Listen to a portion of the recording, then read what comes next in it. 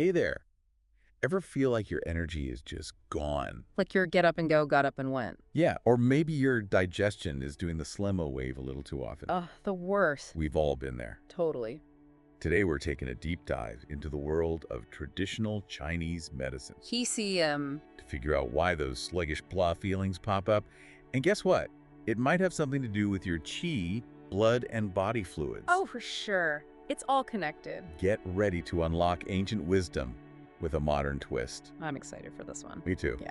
Okay, let's unpack this whole thing, starting with qi. All right, let's do it. This one sounds kind of like straight out of a kung fu movie, Right. but it's more than just fancy moves, isn't it? Definitely not. It's a super powerful concept in TCM. Okay, so what is it exactly? So think of qi as your body's vital life force. Okay. The invisible energy that drives everything. Your organs, your mind, even like your emotions. So like, even emotions. Even emotion. That's the thing with TCM. Mind and body are so connected. Interesting. It's the difference between feeling alive, energized, versus that drained feeling. Okay, so it's like the electricity that makes everything run but for our bodies. Exactly. And just like we need to recharge our phones, we got to recharge our key too. Okay, I like that. I need to recharge my chi in my phone, like, constantly. So where do we get this chi from? Is it something we're born with or something? That's a great question. Dr. Zhang, in her book, she explains we actually get qi from two main sources. Two. Okay. So first, there's the qi we inherit from our parents, our yuan qi. Yuan qi. Think of it like your baseline energy reserves, just like some people inherit their mom's eyes or their dad's sense of humor. Right. We get a lot from our parents, good and maybe not so good sometimes. Absolutely. And then there's the qi we acquire throughout our life, like from the world around us. Interesting. So it's not just fixed. Not at all. This is the cool part. So the food we eat, the air we breathe, even our emotional experiences, they all contribute to this post-heaven qi. Wow. So even just like a delicious meal can boost your chi. I knew there was a reason I loved food so much. Exactly. Food is medicine in TCM, but we'll get into that more later. Oh, I'm definitely here for that conversation. But hold on. Is qi just this vague energy field? Good question. TCM doesn't mess around with vague. So there's more to it then. It breaks qi down into different types, each with its own, superpower. Okay, I'm intrigued. Tell me more about these key superpowers. All right, so first up, we've got gu qi. Googie. This is the one that takes the food we eat, all those delicious nutrients, and transforms it into usable energy for our bodies. So it's like our internal digestive superhero. Exactly, like a superpowered blender turning food into fuel. I can get behind that. Yeah. And you know what? Ever notice how you feel more energized after a good meal? For sure. That's our goo key hard at work. Precisely. It's busy transforming that food into energy we can actually use. Amazing. So what other types of tea are there? Well, next you've got Wei Qi. Think of this one like your own personal bodyguard, My personal bodyguard. protecting you from those nasty external invaders, bacteria, viruses, all that stuff. Ooh. I could definitely use an extra dose of Wei Qi during flu season, that's for sure. Right. We could all use a little boost this time of year. Are there any more key all-stars we should know about? Oh, yeah. Don't forget about the qi that flows through your meridians. Meridians. Imagine your meridians, right? Like a complex highway system Okay, picturing it. with qi flowing like traffic, delivering energy to every single part of your body. So if there's a traffic jam. Exactly. That's qi stagnation. Things get backed up, Not good. Okay, yeah, I'm starting to see how important this whole smooth flowing key thing is for our health. It's huge. It's like the foundation for everything else. Okay, but what happens when things get like off track? Huh? What happens when we have what you would call a key imbalance? That's when those little whispers of imbalance start getting louder. You know what I mean? Okay, I like that. The whispers get louder. Yeah. So what are some of those whispers? How does a key imbalance actually show up? Well, Dr. Zhang describes a few common imbalances in her book.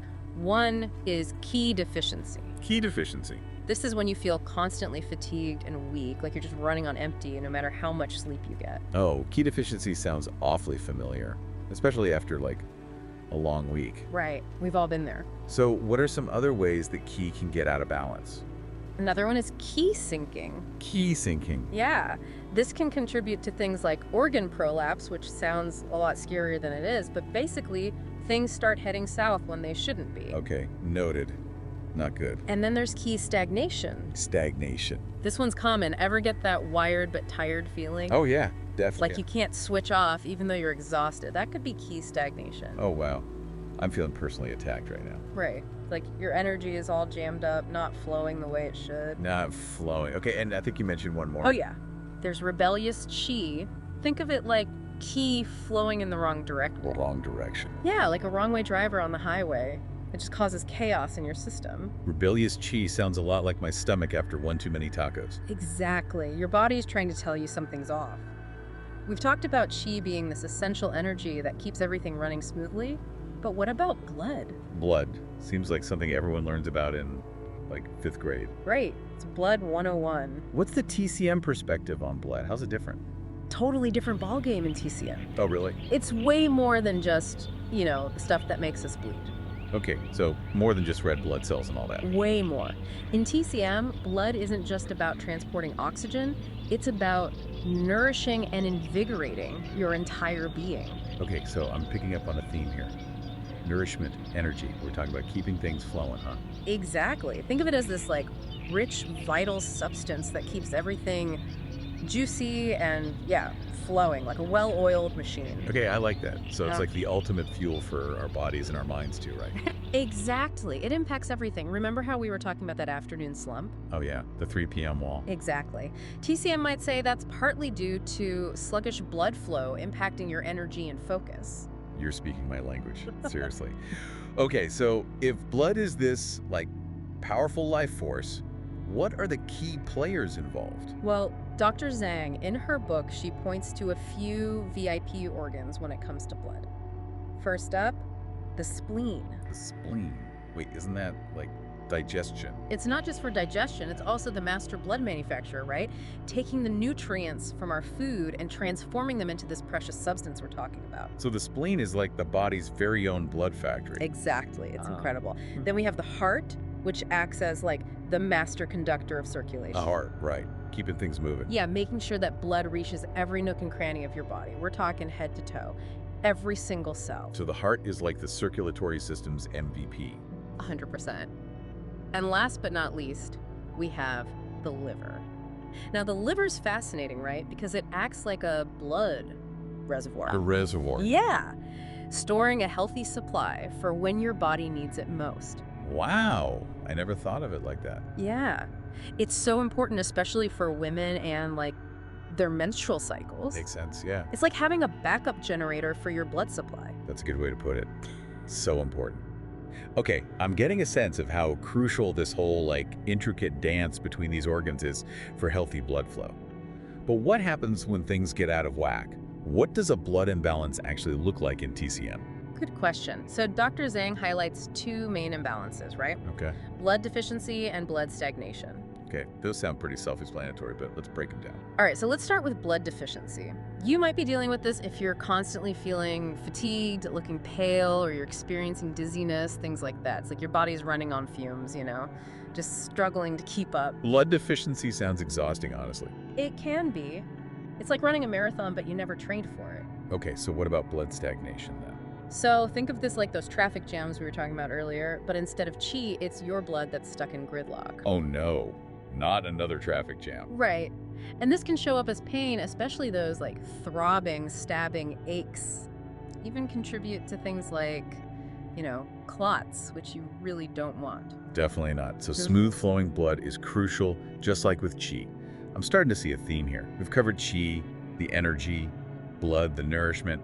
Where do body fluids fit into all of this? Body fluids, or as they're called in TCM, Jinye. Jinye. Yeah, they're think of it like the oil that keeps everything running smoothly. Okay, I like that analogy, the oil. Yeah. So they moisten, lubricate, and cool, ensuring that both chi and blood can flow freely throughout your body. Body fluids, the unsung heroes of our internal world. But I have to admit, it sounds a little vague. Can you break it down for me?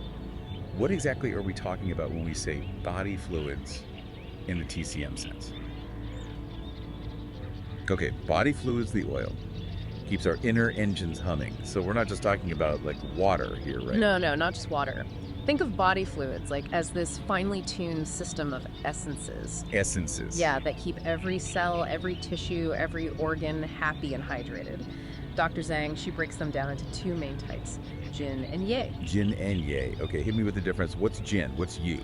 All right, so picture Jin like the light, refreshing rain, you know? Okay, yeah. That nourishes the surface of the earth. Okay. It's the more watery type of body fluid. It kind of hangs out closer to the surface of your body, moisturizing your skin, keeping your muscles supple, and even helping to regulate your temperature through sweat. So Jin is like our own personal hydration system, Exactly. keeping everything cool and dewy. I like it. Okay, what about Yi then? What's Yi's specialty? Ye is more like the deep, nourishing groundwater Wow. that sustains life from below. Wow. It's the denser, more substantial type of body fluid that lubricates our joints, cushions our organs, protects our delicate nervous system, synovial fluid in your knees, cerebrospinal fluid around your brain, and spinal cord, that's Ye. Wow, body fluids are sounding more and more important as we go along here. But like with Qi and blood, I'm guessing there can be imbalances here too. Oh, absolutely. Imbalances are everywhere. Why are imbalances always lurking around every corner? Right. The body likes to keep us on our toes, but just like Jin and Yi have different qualities, their imbalances also manifest in, unique ways. Okay, so bring on the imbalances. Tell me, what kind of trouble can we get into with our Jin and our Ye? So Dr. Zhang talks about two main categories of imbalance, Jin-Ye deficiency and Jin-Ye accumulation. Okay, let's break those down, starting with Jin-Ye deficiency. What happens when we just don't have enough of that good stuff? Think dryness. Right. Dry skin, parched throat, constipation, even that feeling of being mentally drained and fried, like you just can't think straight. Those can all be signs of Jin-Ye deficiency. Your body is struggling to stay properly hydrated and lubricated, both physically and mentally. Yikes, that sounds rough. Yeah, it's not fun. And what about Jin-Ye accumulation? That sounds like the opposite problem. Too much of a good thing, maybe. It can be. It's like your body's inner plumbing is backed up. Instead of flowing freely, the Jin-Ye starts to build up, leading to things like edema. Edema, that's swelling, right? Exactly. Swelling, phlegm, even cysts, all signs of too much accumulation. Okay, so we want to find that sweet spot. Enough Jin-Ye to keep things running smoothly, but not so much that we're, overflowing. Exactly. Balance is key. Balance. I feel like that's the theme of today's deep dive, maybe every deep dive. Right. It's the foundation of TCM. So we've got these three vital substances, qi, blood, and body fluids, all with their own important roles, but it seems like they're also incredibly interconnected. Right. Like, what affects one is going to impact the others. It's not just happening in isolation. You got it. It's like a three-legged stool, right? If one leg is wobbly, the whole thing is unstable. Dr. Zhang, she really emphasizes this interdependence. And we can probably guess that keeping this system in balance is essential for our overall health and well-being. Right. 100%. It's all connected. Well, this has been incredible. A huge thanks to Dr. Zhang for her wisdom, and to you, of course, for breaking it all down for us. My pleasure. Always happy to geek out about TCM. And a huge thanks to you, our amazing listeners, for joining us on this deep dive into the fascinating world of qi, blood, and body fluids. Take care of yourselves and keep those inner engines humming.